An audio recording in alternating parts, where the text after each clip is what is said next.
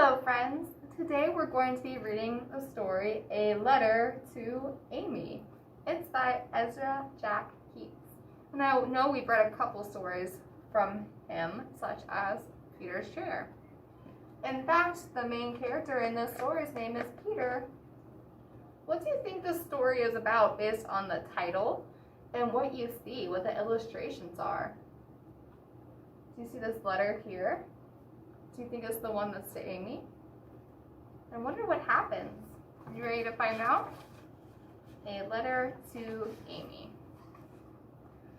I'm writing a letter to Amy. I'm inviting her to my party, Peter announced. Why don't you just ask her? You didn't write to anyone else, said his mother. Peter stared at the sheet of paper for a while and said, well, this way it's sort of special. So, the letter to Amy is an invitation. There we go. He folded the letter quite a few times, put it in the envelope, and sealed it. Now I'll mail it, he said. What did you write? His mother asked. Will you please come to my birthday party? Peter. You should tell her when to come. So he wrote on the back of the envelope, it is this Saturday at 2. Now I'll mail it. Put on a stamp. When you mail things, you have to put on a stamp. He did and started to leave. Wear your raincoat. It looks like rain. He put it on and said, it looks like rain. You'd better stay in, Willie, and ran out to mail his letter. The dog in this story's name is Willie too. I bet this is the same Peter. Walking to the mailbox, Peter looked at the sky. Oh my goodness, look at the sky. Dark clouds raced across it like wild horses. He glanced up at Amy's window. She wasn't there. Only Pepe, her parrot, sat peering down. Willie, didn't I tell you to stay home? So Amy lives maybe above him in the apartment. And here's Willie.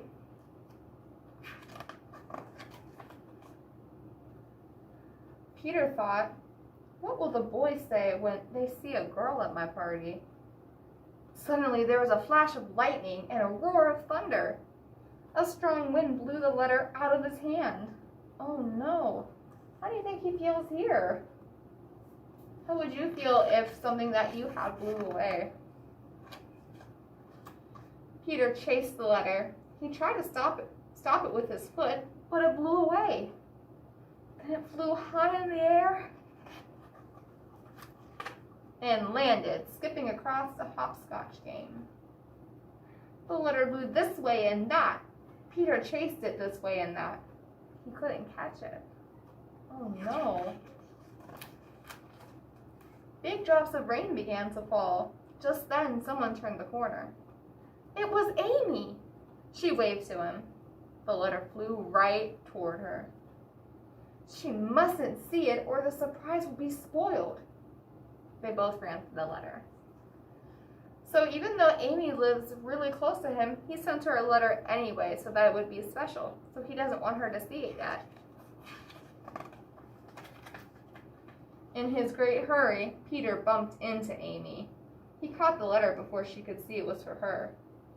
Oh, look at Amy's face. How do you think she feels? Does she look very happy? Quickly, he stuffed the letter into the mailbox. He looked for Amy, but she had run off crying. Oh, she got upset when they ran into each other. This is the mailbox that they have.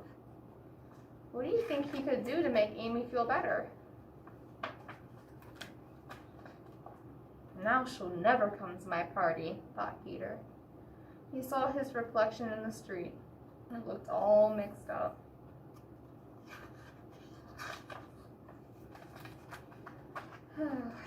When Peter got back to his house, his mother asked, did you mail your letter? Yes, he said sadly.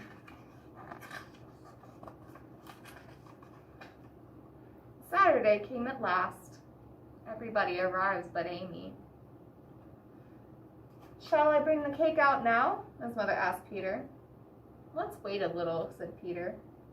Now, bring it out now, chanted the boys. All right, said Peter slowly. Bring it out now. He is very sad that Amy didn't make it to his party. I think he might think that she's still upset with him. Just then, the door opened. In walked Amy with her parrot. A girl, said Eddie. Happy birthday, Peter, said Amy.